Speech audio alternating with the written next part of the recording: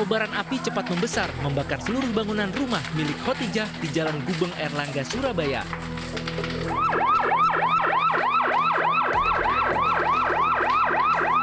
Petugas pemadam kebakaran kota Surabaya yang datang ke lokasi berupaya memadamkan api. Sementara kesedihan dirasakan pemilik rumah yang huniannya ludes terbakar. Pemilik rumah juga syok dan tak kuasa menahan tangis melihat tempat tinggalnya diamuk api. Kerabat dan tetangganya berupaya menenangkan korban kebakaran.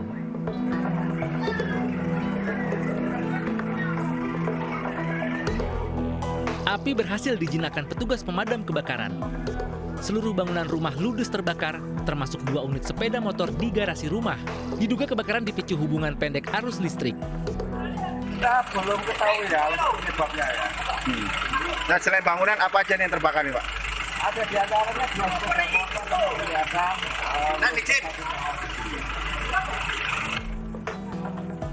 Tidak ada korban jiwa dalam kebakaran. Petugas masih menyelidiki penyebab kebakaran.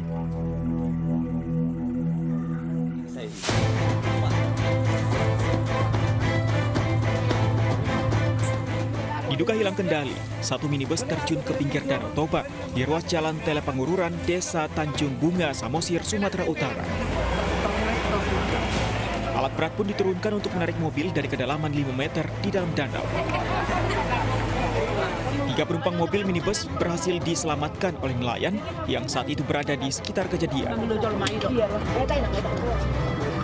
Jadi didapati bahwasannya mobil Pajero Sport tersebut melintas jalan Pangururan Tele dengan kecepatan rendah.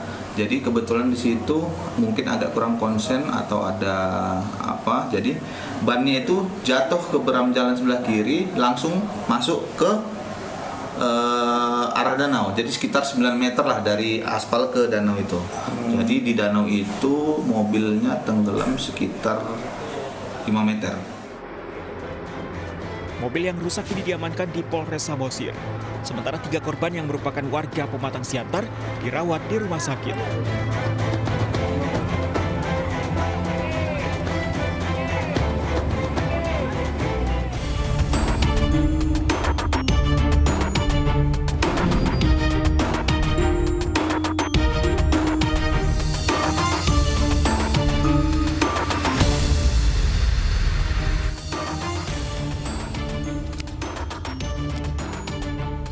Tak terima dicerai, seorang pria mengakhiri hidup mantan istrinya di sebuah rumah kosong di Malang, Jawa Timur.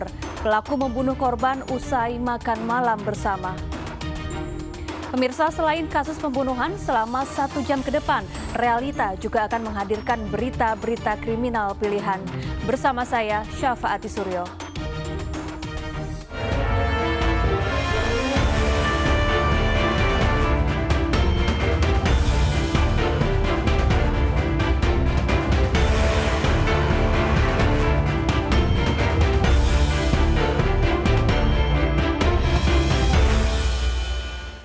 Pemirsa, tidak terima dicerai, seorang pria membunuh mantan istrinya di sebuah rumah kosong di Malang, Jawa Timur. Korban dibunuh usai diajak makan malam bersama.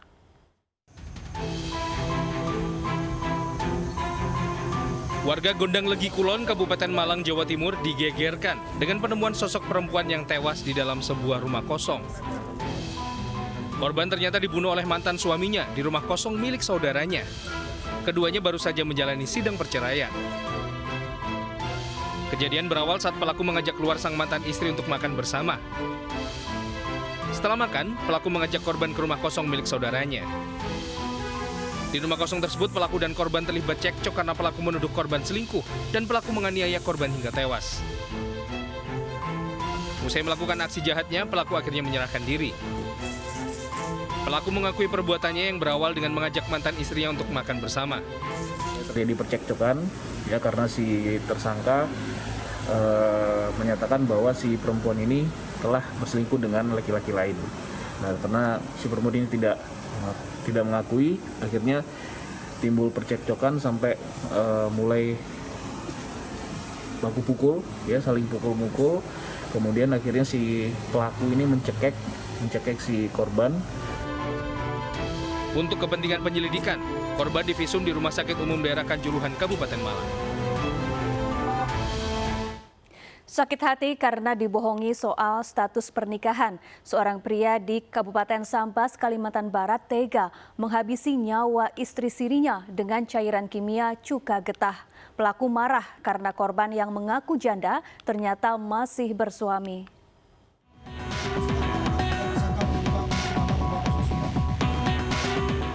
Beginilah proses reka adegan yang dilakukan pelaku pembunuh istri siri yang menggunakan cairan kimia cuka getah di Kabupaten Sambas.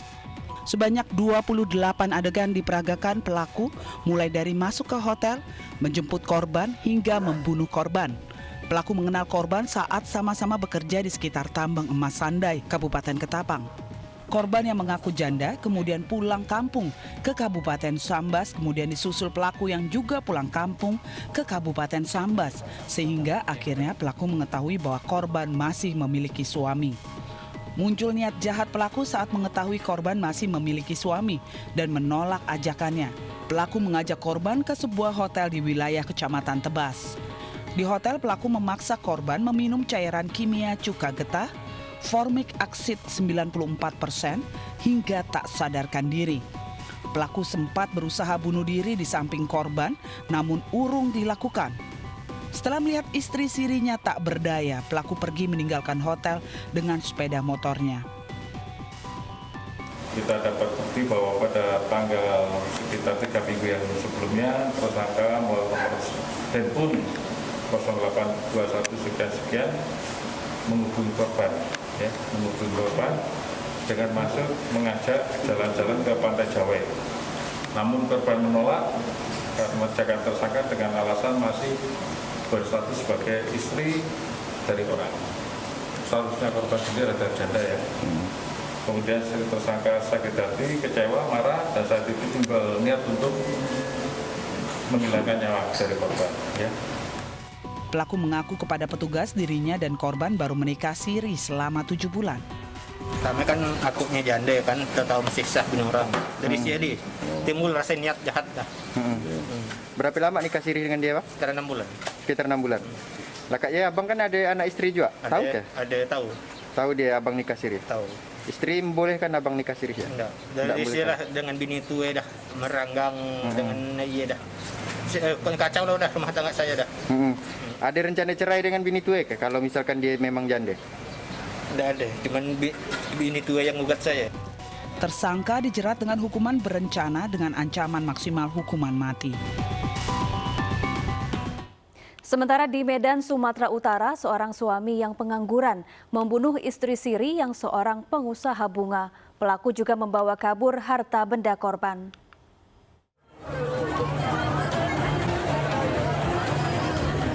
Pria ini harus dipapah karena luka tembak di kakinya saat dihadirkan dalam gelar perkara di Polsek Sunggal, Medan, Sumatera Utara.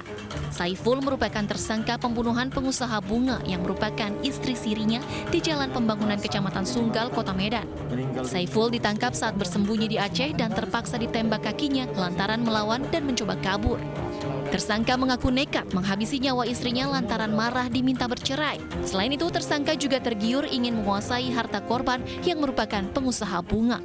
Karena rasa amarah dan kebencian dan kemudian motif untuk mengambil harta dan kekayaan yang dimiliki oleh korban, di mana motif ini si korban meminta bercerai dengan si tersangka karena tersangka ini statusnya adalah suami siri dari si korban, tetapi karena si korban meminta diceraikan oleh suaminya sehingga dia marah dan kemudian membunuh istrinya. Polisi menyita barang bukti yakni sepeda motor dan sejumlah barang berharga milik korban yang dibawa tersangka usai kejadian. Atas perbuatan kejinya, tersangka Saiful kini mendekam di sel tahanan Polsek Sunggal dan terancam hukuman penjara maksimal seumur hidup.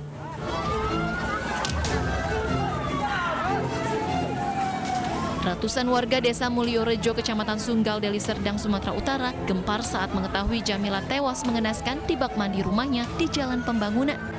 Keluarga korban yang datang ke lokasi langsung histeris, bahkan anak korban langsung tidak sadarkan diri.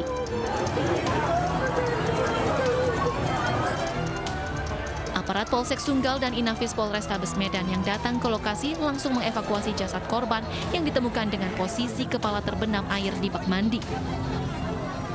Saat malam kejadian, suami Jamila, yakni Saiful, terekam CCTV saat terburu-buru meninggalkan lokasi dengan membawa karung yang berisi harta benda milik korban.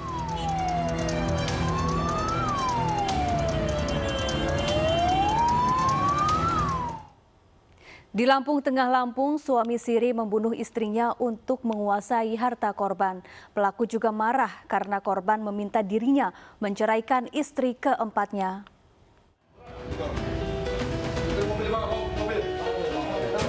Tim khusus anti bandit 308 Polres Lampung Tengah menggerebek tempat persembunyian Joko, pembunuh istri siri di Kampung Binjai Agung.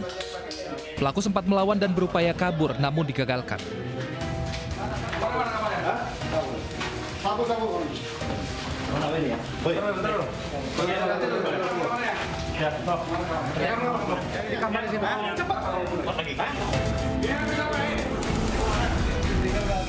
Polisi yang menggeledah rumah kemudian menemukan sejumlah barang bukti, diantaranya kalung emas dan uang 30 juta rupiah milik korban. Joko diketahui sudah merencanakan pembunuhan ini karena tergiur dengan harta korban yang merupakan istri ketiganya.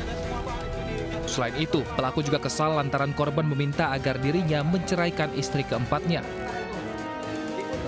Pelaku memang orang Kampung Tengah. Kalau untuk pelaku sendiri orang dekat atau siapa nih Bang? Iya, suaminya. Tapi korban merupakan istri ketiga. Korban bernama Raini alias Tukini, dianiaya pelaku menggunakan balok kayu hingga tewas di dalam mobil saat perjalanan dari Waikanan Lampung Tengah menuju Bandar Lampung. Sebelumnya jasad Raini ditemukan warga di dalam kampung Sumur Tanjung Ratu Ilir, Wai Pengobuan, Lampung Tengah. Bersama warga, polisi kemudian mengevakuasi jasad korban dari dasar sumur menggunakan tali, di mana kondisi jasad sudah membengkak dan terbungkus plastik. Di sekitar lokasi ditemukan satu kartu identitas warga Hong Kong yang sengaja diletakkan pelaku, yang juga suami siri Reni untuk mengelabui polisi. Namun saat itu polisi memastikan tidak ada kecocokan antara ciri-ciri korban dengan identitas di kartu pengenal tersebut. Setelah diotopsi di Rumah Sakit Demang, Lampung Tengah, identitas korban diketahui dan dipastikan dibunuh oleh suaminya. Diduga menolak diajak rujuk, seorang janda warga desa Jatirejo, Semarang, Jawa Tengah ditemukan tewas dianiaya mantan suaminya. Pada wajah dan leher korban ditemukan luka lebam.